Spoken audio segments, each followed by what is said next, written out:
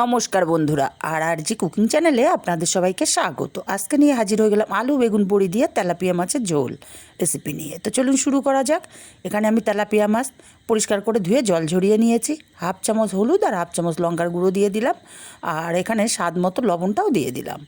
লবণ, হলুদ আর লঙ্কার গুঁড়োটা মাছের সঙ্গে খুব ভালো করে মাখিয়ে নেব। আর এখানে আমি লঙ্কার গুঁড়ো ব্যবহার করেছি, ঝাল লঙ্কার গুঁড়ো, কাশ্মীরি লঙ্কার গুঁড়ো ব্যবহার করিনি। খুব ভালো করে মাখিয়ে এইভাবে 10 মিনিট আমি মাছটাকে রেখে দেব। তারপর একটা কড়াই গরম করে আমি এখানে পরিমাণ মতো তেল দিয়ে দিলাম। আর তেলটা আমি একেবারেই দিয়ে দিয়েছি, মাছের পরিমাণটা বেশি। তেলটা গরম হলে এখানে কিছুটা বিউলির ডালের বড়ি দিয়ে বেশ লাল লাল করে ভেজে বড়িগুলোকে উঠিয়ে নেব।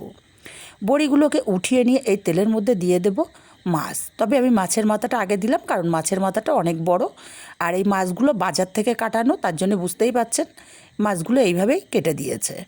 মাছগুলো এখন উল্টে পাল্টে মাছগুলো একটু কড়া করে ভেজে, আমার বাড়িতে কড়া মাছ ভাজাটাই সবাই পছন্দ করে। মাছগুলো সুন্দর কালার করে ভেজে উঠিয়ে নেব। আর বাকি মাছগুলোও আমি একইভাবে ভেজে নেব। বাকি মাছগুলো তেলের ওপরে দিয়ে দিলাম, আর বাকি মাছগুলো ভাজতে ভাজতে আমি মশলা রেডি করে নেব। মিক্সচার জারের মধ্যে দিয়ে দেবো ঝাল অনুযায়ী কাঁচা লঙ্কা, দেবো একটা ছোটো সাইজের পেঁয়াজ ছোটো টুকরো করে কেটে রাখা, আর দুটো ছোটো সাইজের টমেটো। জল ছাড়া মিহি করে পেস্ট আমি রেডি করে নিয়েছি। মশলার পেস্টটা এক সাইডে রেখে আরও একটা মশলা করে নেব। বাটির মধ্যে হাফ চামচ কাশ্মীরি লঙ্কার গুঁড়ো, হাফ চামচ ধনে গুঁড়ো আর হাফ চামচ হলুদ দিয়ে অল্প জল দিয়ে ভালো করে মশলাটাকে গুলে নেব। আর মশলাটাকে গুলে এইভাবে কিছুক্ষণ রেখে দেবো, করে গুঁড়ো মশলাগুলো ফুলে উঠবে। আর এদিকে মাছগুলো বেশ লাল লাল করে ভাজা হয়ে গেছে। মাছগুলোকে উঠিয়ে নিয়ে এই তেলের মধ্যে দিয়ে দেবো আগে থেকে কেটে রাখা বেগুন। আর বেগুনগুলোকে আমি আগে থেকেই লবণ হলুদ মাখিয়ে রেখেছিলাম।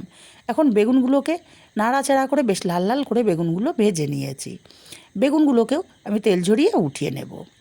বেগুনগুলোকে উঠিয়ে নিয়ে এই তেলের মধ্যে দিয়ে দেবো লম্বা টুকরো করে কেটে রাখা আলু, আর সামান্য একটু লবণ দিয়ে আলুগুলোকেও নাড়াচাড়া করে বেশ লাল লাল করে ভেজে নিতে হবে। আলু এইভাবে ভেজে রান্না করলে তরকারির টেস্ট কিন্তু দ্বিগুণ বেড়ে যায়। তরকারিতে আলুগুলো খেতেও খুবই ভালো লাগে। আলুগুলো বেশ লাল লাল করে ভাজা হয়ে গেছে, আলুগুলোকে উঠিয়ে নেব। আলুগুলোকে উঠিয়ে নিয়ে এই তেলটাতে আমি রান্না করব। এই তেলের মধ্যে ফোড়নে দিয়ে দেব হাফ চামচ পরিমাণে কালো জিরে। কালো জিরেটা একটু ভাজা ভাজা হলে পেস্ট করে রাখা মশলাটা দিয়ে দিলাম।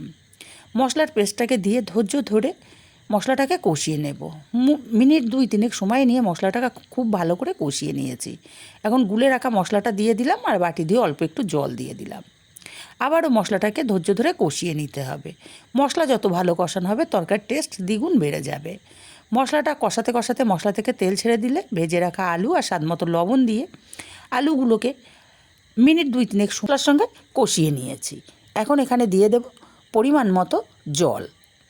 জলটাকে দিয়ে খুব ভালো করে নাড়াচাড়া করে মিশিয়ে দেব। আর আমি জলের পরিমাণটা একটু বেশি দিচ্ছি, কারণ আমি ঝোলটা একটু পাতলা করব। ভালো করে নাড়াচাড়া করে মিশিয়ে আলুগুলোকে 5 মিনিট এইভাবে ফুটিয়ে নেব। 5 মিনিট ফোটানোর পরে ভেজে রাখা বেগুনগুলো দিয়ে দিলাম, আর দেবো ভেজে রাখা বড়িগুলো। নাড়াচাড়া করে মিশিয়ে দিয়ে আরও 5 মিনিট এভাবে ফুটিয়ে নেব। তারপরে ভেজে রাখা মাছগুলো এখানে দিয়ে দেব। ভেজে রাখা মাছগুলোকে দিয়ে ভালো করে নাড়াচাড়া করে মিশিয়ে দিয়ে তারপর ঢাকা দিয়ে আমি মাছগুলোকে আরও 5 মিনিট রান্না করে নেব। এতে করে মাছের মধ্যে সুন্দর মতো ঝোলটা ঢুকে যাবে। 5 মিনিট পর ঢাকাটা খুলে নিলাম। এখন এখানে দিয়ে দেবো হাফ চামচ পরিমাণে ভাজা জিরের গুঁড়ো। ভাজা জিরের গুঁড়োটা দিয়ে খুব ভালো করে নাড়াচাড়া করে মিশিয়ে নামিয়ে নিলে রেডি আমার দারুণ স্বাদের আলু বেগুন বড়ি দিয়ে তেলাপিয়া মাছের ঝোল। রেসিপিটা কেমন লাগলো কমেন্ট করে জানাতে ভুলবেন না। ভালো লাগলে কাছের আত্মীয় স্বজন বন্ধুবান্ধবের কাছে শেয়ার করতে ভুলবেন না।